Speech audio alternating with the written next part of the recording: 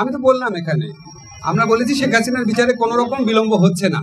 আপনারা একটা জিনিস খেয়াল করে দেখবেন, শেখ হাসিনা সরকার যখন জামাতে ইসলামদের লিডারদের যে একটা খুবই প্রশ্নবিদ্ধ বিচার করেছিলেন এবং ওই বিচারে অ্যাভারেজ টাইম লেগেছে 2.5 বছর। আপনাদের একটা পার্সপেক্টিভে দেখতে হবে, আমরা যেই ভয়াবহ এবং ব্যাপক অপরাধ ঘটেছে এটার উপযুক্ত সাক্ষ্য প্রমাণ সংগ্রহের জন্য আমাদের প্রসিকিউশন এবং তদন্তকারী টিম, আপনারা একটু গিয়ে ওখানে খবর নিয়ে দেখেন ওনারা কি পরিমাণ পরিশ্রম করেন।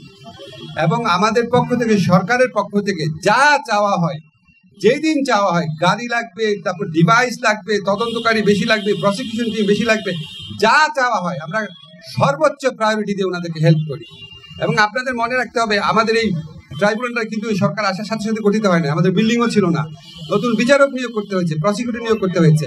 ওনারা অভিযোগ করেছেন, আমরা যখন যুক্তিগুলো দিয়েছি তখন ওনারা আর কোনো কথা বলেন নাই, তো আমরা ধরে নিয়েছি আমাদের কথাটা ওনারা বুঝতে পেরেছে। আমার এটা নিয়ে তো রোড ম্যাপটা ঘোষণা করতে কতদিন টাইম লাগতে পারে এটা তো আলোচনা হয়নি, এটা আমাদের প্রধান উপদেষ্টা সিদ্ধান্ত নেবেন। তবে আপনারা একটা জিনিস জানেন যে নির্বাচনের মানে এমনি আপনি যদি শিডিউল বা আগের নির্বাচনের যদি প্যাটার্ন দেখেন তাহলে আপনার শিডিউল ঘোষণা করার পর মোটামুটি 60 ডেজ দিলেই হয়। সেই হিসাবে যখন আমরা নির্বাচন করবো তার অন্তত 2 মাস আগে আমাদেরকে রোড ম্যাপটা ঘোষণা করতে হবে। ট্রাইব্যুনালের সংখ্যা ওনারা বাড়াতে বলেছেন, ট্রাইব্যুনাল বাড়ানোর প্রক্রিয়া আমরা কমপক্ষে 1 মাস আগে থেকে শুরু করেছি। আমাদের তো উপযুক্ত বিচারপতি নিয়োগ করতে হবে, আমাদের লজিস্টিক্স ঠিক করতে হবে, আমাদের এটা খুব দ্রুত হয়ে যাবে, 1 থেকে 2 সপ্তাহের মধ্যে হয়ে যাবে।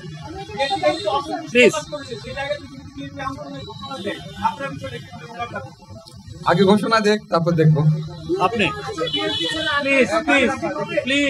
কোনো দূরত্ব তৈরি হয় নাই। আপনি আমার প্রশ্নের উত্তর আমি দিলাম, তো আপনার কাছে মনে উনি ফখরুল ভাই এসে বলেছেন ওনার সন্তুষ্ট না। আমরা আলোচনার শেষ প্রান্তে আলোচনাকালে আমাদের কাছে মনে হয়েছে আমাদের অনেক ব্যাপারে ব্যাখ্যা ওনারা বুঝতে পেরেছেন, আমাদের কাছে মনে হয়েছে ওনারা সন্তুষ্ট। আর একটা কোশ্চেন নিব, লাস্ট কোশ্চেন প্লিজ। না, এটা তো চলমান প্রক্রিয়া তো হচ্ছেই।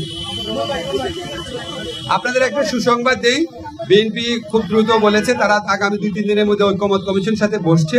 তারা আমাদেরকে বলেছে, এটা আপনার পজিটিভ দিকটাও হাইলাইট করেন, তারা আমাদেরকে বলেছে তারা অধিকাংশ সংস্কার প্রস্তাবের সাথে ঐকমত পোষণ করেন, বিকজ সংস্কার করার দীর্ঘ ঐতিহ্য বিএনপি রয়েছে এবং আমরা এটা স্বীকার করি, আমরা এটা রেসপেক্ট করি। এবং এটাও বলেছে বিএনপি যে জুলাই চার্টার যেটা এটা খুব দ্রুত হয়ে যাবে।